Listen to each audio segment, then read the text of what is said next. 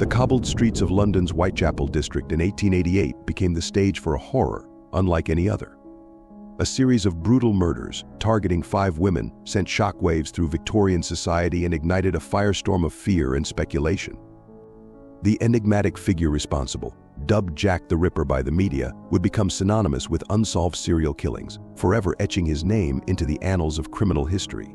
Far Out Beyond the Veil delves into the chilling reality of the Whitechapel murders, exploring the lives of the victims, the gruesome details of the crimes, the bungled investigation, and the enduring enigma surrounding the Ripper's identity. Whitechapel in 1888 was a microcosm of Victorian London's underbelly.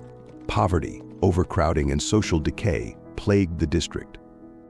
Dilapidated lodging houses and cramped tenements served as a refuge for the most desperate, including a significant population of women forced into prostitution by circumstance.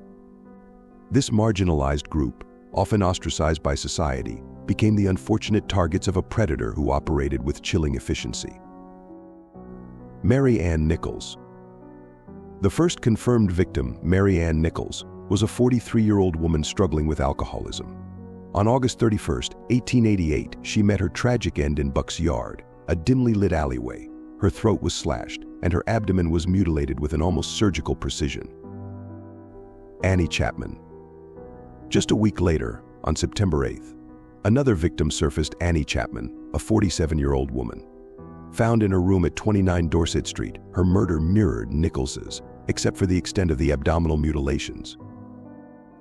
Elizabeth Stride and Catherine Eddowes. The terror reached a fever pitch on September 30th with a gruesome double event. Elizabeth Stride, a 44-year-old woman, was found in Dutfield's yard, her throat savagely cut. However, unlike the previous 2 victims, her body showed minimal abdominal mutilation. Just an hour later, Catherine Eddowes, a 46-year-old woman, was discovered in Mitre Square. Her murder scene bore a shocking resemblance to Chapman's with extensive abdominal injuries. Mary Jane Kelly, the final confirmed victim, Mary Jane Kelly, was a 25-year-old woman known for her vibrant personality. Unlike the others, Kelly was murdered inside her room at 10 Miller's Court on November 9th.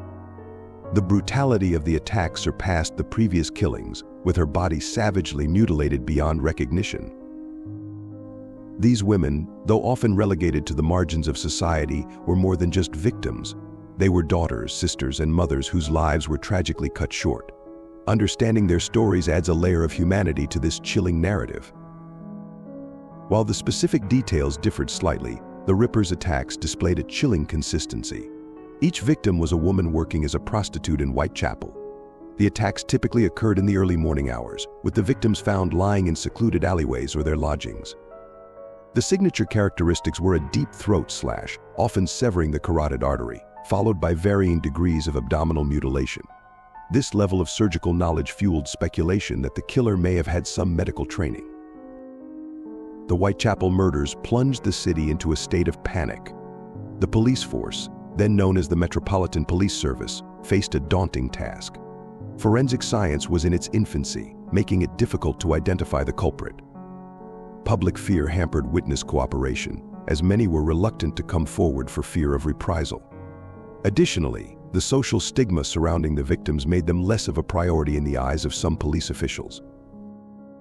The investigation was further hampered by a series of letters, some signed Jack the Ripper, sent to the media and police. While their authenticity remains a subject of debate, they fueled public hysteria and may have been attempts to derail the investigation. Despite tireless efforts, the police failed to apprehend the Ripper, leaving a legacy of frustration and a sense of injustice. The lack of a definitive suspect has fueled a plethora of conspiracy theories over the years. Some of the most prominent include royal cover-up. This theory posits a member of the British royal family was the culprit, and the murders were a desperate attempt to conceal a scandalous relationship with one of the victims.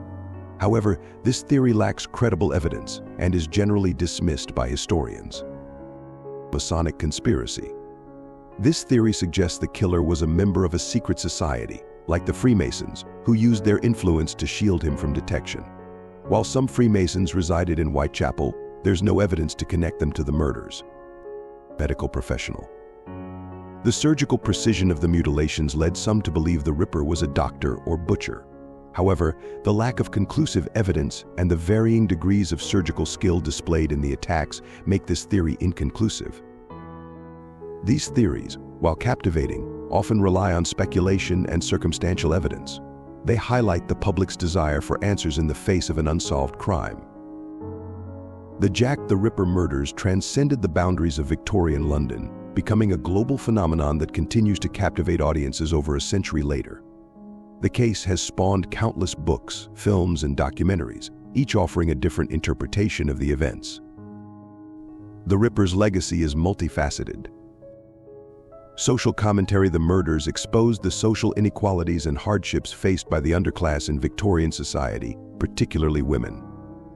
Evolution of criminology: the case spurred advancements in forensic science and criminal profiling, though such methods were unavailable to the Whitechapel investigators. Popular culture phenomenon: Jack the Ripper remains a chilling symbol of terror and the unknown, inspiring countless works of fiction and solidifying his place in pop culture. However, it's crucial to remember that beneath the sensationalism lies a human tragedy. These were real women whose lives were brutally cut short. The Jack the Ripper murders remain a chilling labyrinth with no clear exit. The identity of the Ripper continues to be a subject of fervent debate and scholarly investigation. While advancements in forensic technology offer a glimmer of hope, the case may forever remain shrouded in mystery. The Ripper's legacy serves as a stark reminder of the darkness that can lurk within humanity. It compels us to confront the challenges of social inequality and the importance of effective criminal investigation. Most importantly, it reminds us of the human cost of unsolved crimes. This story provides a foundation for understanding the Jack the Ripper murders. For those seeking further exploration, consider reputable sources like Jack the Ripper: The Complete Case by Philip Sugden, The Untold Lives of the Women Killed by Jack the Ripper by Hallie Rubenhold. Articles published in journals like Victorian Studies or the Journal of Criminal Law and Criminology.